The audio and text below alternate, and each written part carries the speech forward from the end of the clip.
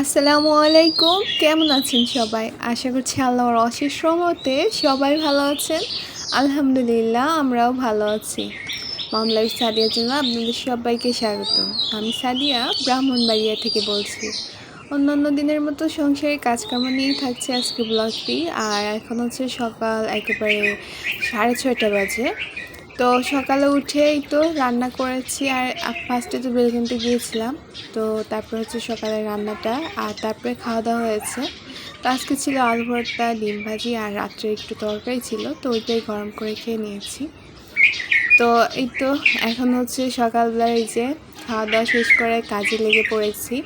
তো ভেবেছি ড্রয়ারটা বেশ কিছুদিন ধরে পরিষ্কার করা হচ্ছিল না, তো ময়লা জমেছে।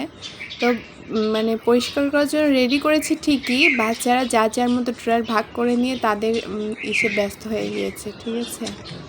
মানে এখন আর কি করব, তাদেরকে আর নাড়ানো যাবে না। তাদেরকে নাড়ালে আমি আর অন্য কাজ করতে পারবো না, সেজন্য যে যেমন করে খেয়েছে ওইভাবেই রেখেছি।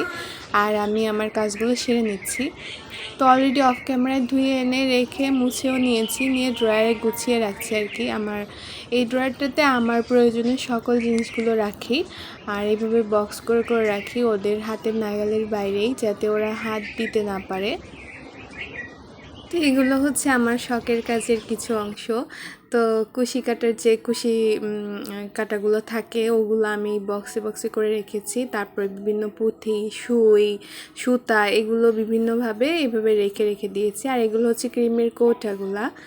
তো ছোট ছোট যে জিনিসগুলো দেখা যায় ছড়িয়ে ছিটিয়ে যায়, তো এই জন্য আমি এই কৌটায় করে করে রেখেছি। বিভিন্ন কুন্দন, তো এই তো সব কিছু গুছিয়ে নিয়ে এই যে রেখেছি। আর এরপর হচ্ছে ওদের যে খেলনা, এই ড্রয়ারে একটা ড্রয়ারে আমি ওদের খেলনা রাখি, ওইগুলোও আর কি এখন পরিষ্কার করব। তো এই জন্য আমি এখানে গরম পানি করে নিয়েছি। আর তারপরে হচ্ছে এর ভিতরে সামান্য একটু হুইল পাউডারও দিয়েছি, সামান্য মানে ভালোভাবেই দিয়েছি। আর সব খেলনাগুলো ভিজিয়ে রাখছি, পরবর্তীতে খুব সুন্দর করে আর কি ডুলে ডুলে ধুয়ে নিব। কিছুদিন পর বাচ্চাদের খেলনা না ধুলে না দেখা যায় কি ওটা থেকে জীবাণু ছড়ায়। আর সব সময় খেলে তো হাতে ওটা পেটে চলে যাবে। তো এই জন্য ধুয়ে নিলাম। আর সুজি বরফি করেছিলাম, ওটা কুকি কাটার দিয়ে সুন্দর করে ডিজাইন করে কেটে দিয়েছি। আর বাচ্চারা এটা দেখে এত খুশি হয়েছে। মাঝে মধ্যে দেখেছি কি বরফিটা করলে কিছুটা খায়, কিছুটা থেকে যায়। আজকে আর থেকে যায়নি, ওরা আরও বেশ খুশি হয়েই খাচ্ছিল।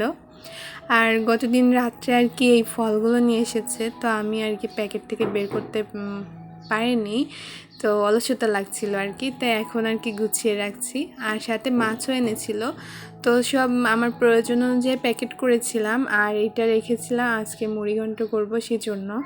তো ভাবলাম আপনাদের সঙ্গেও শেয়ার করি মুড়িঘণ্টের রেসিপিটা। আর এটা খেতে খুব মজার হয়ে থাকে।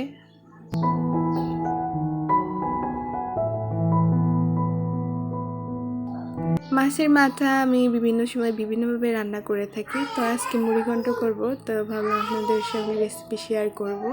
তো মুগ ডাল আর কি একটু হালকা ভেজে নিয়েছি। আর এদিকে পেঁয়াজ, তারপর আদা রসুন এগুলো কেটে নিয়েছি, অফ ক্যামেরায় কেটে নিয়েছি।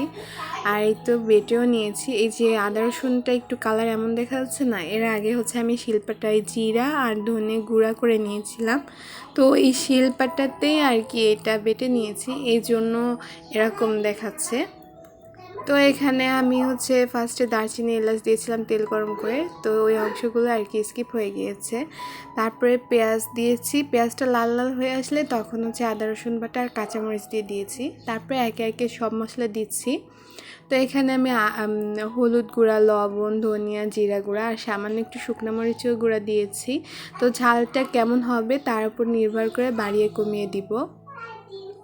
মশলাটাকে আমি একটু একটু পানি দিয়ে দিয়ে ভালো করে কষিয়ে নিয়েছি। আর ভালো করে কষানো হয়ে গেলে মাছের মাথাগুলো দিয়ে দিচ্ছি। তো মাথা দেওয়ার পরে আমি এখানে কিছুটা মুসুরির ডালও মিক্সড করব, তো সেই জন্য মুসুরির ডাল আগে থেকে ধুয়ে পরিষ্কার করে নিয়েছিলাম আর এখন দিয়ে দিলাম। আর মুগ ডালকে আমি অফ ক্যামেরায় আর কি প্রেশার কুকারে বাসি দিয়ে নিয়েছি, ওটা যেহেতু পুরাতন তো কেমন হয় না হয় সেই ভয়ে। তো এই পর্যায়ে যখন এরকম হয়েছে ঠিক তখন দিয়ে দিয়েছি মুগ ডালটা। আর ওটা আসলে কেটে গিয়েছে ভিডিওর অংশে, আমি বুঝতে পারিনি। ডালটা যখন দিয়েছিলাম তখন আমি এক প্যাকেট চুই ঝালও দিয়েছিলাম, তো ওটা আমার বলতে ভুলে গিয়েছিলাম। আর এই তো লাস্ট পর্যায়ে হচ্ছে আমি গরম মশলা বেটে রেখেছিলাম ওটা দিয়েছি। আর একবারে লাস্টে জিরা গুঁড়া আর ধনিয়া গুঁড়া দিয়েছি। তো তো নামিয়ে নেওয়ার পরে সামান্য একটু জিরা গুঁড়া দিয়ে দিয়েছি, আর এটা এভাবে খেতে কিন্তু খুব মজার হয়ে থাকে। তো আজকে ভিডিওটি এই পর্যন্তই, এখানে বিদায় নিচ্ছি। আল্লাহ হাফেজ।